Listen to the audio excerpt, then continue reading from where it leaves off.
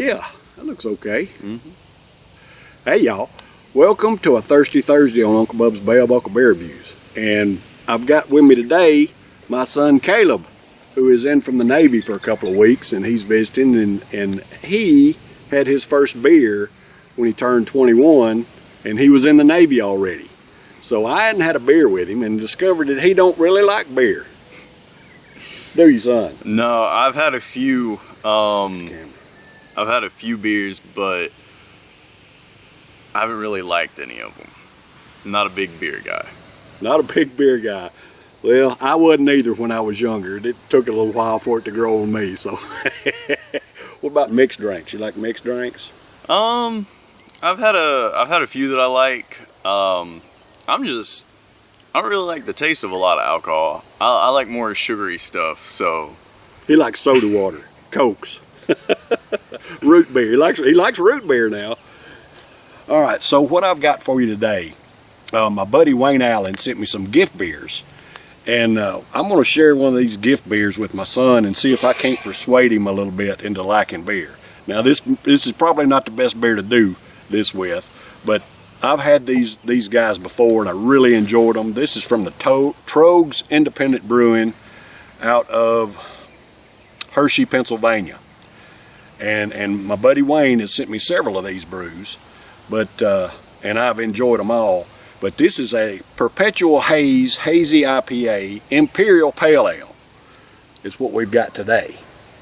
Now, it's probably not the best beer for me to be trying with him. It's a 7.5% alcohol by volume. Its hops include Bravo, Chinook, Cashmere, Citra, and Simcoe. It's got 5 different kind of hops in this beer. London yeast, and the malts are caramel, pilsner, unmalted wheat, and wheat. Alright, so it says loading Perpetual Haze. This beer combines the clean, crisp bitterness of a West Coast IPA and the softness of a hazy. Pale malts lay down an underlying complexity. Raw wheat, London 3 yeast, and vigorous dry hopping stir up a haze that cradles the citrusy hop combination. Front and center are Citra and Cashmere, unlocking juicy notes of orange, passion fruit, and nectarine. Have you ever heard a beer that does something like that? I have not. Okay.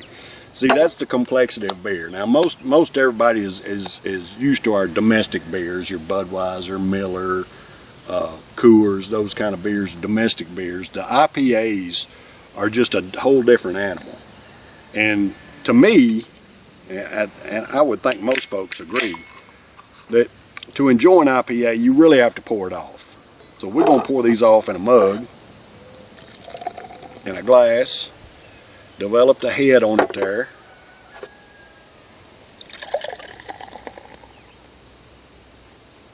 I'm not going to pour you as much. You might not like it. Probably a good idea. But first thing you do is you take a whiff of it. See if you can smell anything coming off of it. Yeah, it does smell. It smells very very citrusy, very almost like a fresh grapefruit kind of smell.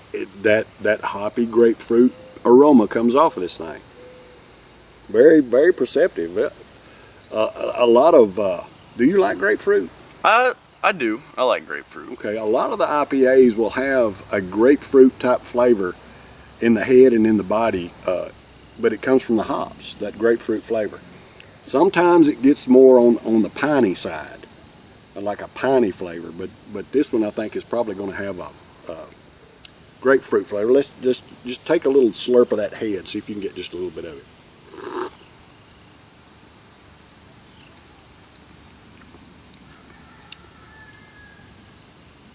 That's Now I've had a few IPAs before, but I didn't pour them off into anything. I just had them out of the can, and they were bitter. They tasted almost like coffee, if it was just the coffee grounds, if you were just eating that. So I didn't like them at the time, but that's not actually that bad. The head, it has a... The head, of course, you're getting some of the beer now, but yeah, you kind of got to slurp the head, but I may have poured it too kind of hard for you to get to. Yeah. But I always enjoy to try the aroma of the beer and then taste the head.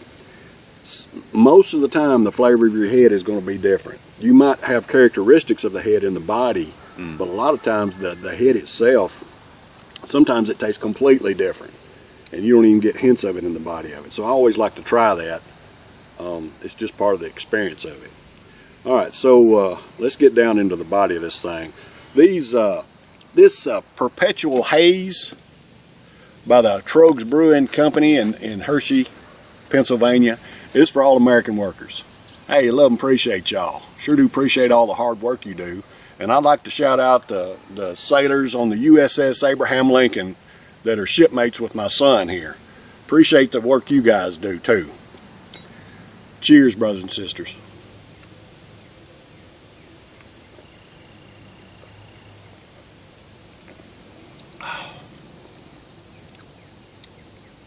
What do you think of that? I have to say, that is not bad at all.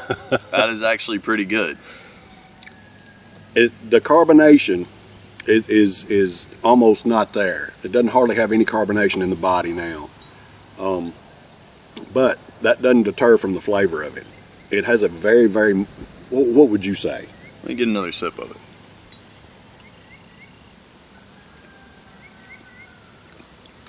I'd say it has an almost like smooth flavor opposed to like a lot of ones that just kind of hit you. It does taste like a little bit of that citrus flavor from the smell, but it doesn't really have the grapefruit flavor in the body of it. I don't detect the grapefruit. I get a little bit of citrus. It's like a little and bit. It's very, very mild. For a 7.5% ABV, it's got a very, very mild flavor to me. But it's good. It's a good brew. And I kind of figured it would be. I've been very pleased with the Troegs Brewing Company. Everything they've done that I've had has been really good. And it's hazy as it can be. It almost looks like grapefruit juice if it was a little bit lighter. Very, very hazy.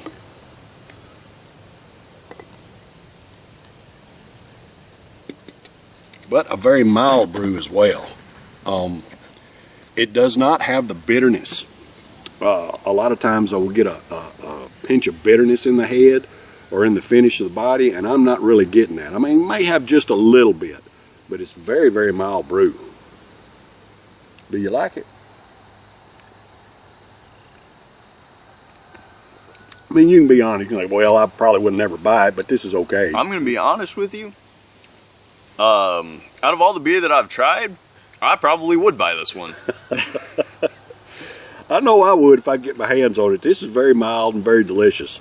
Wayne, good choice. Sure do appreciate you, man, and the beer you sent, and being able to share it with my son here. Maybe change his attitude on some of these brews. Expand his horizons just a little bit, if you will.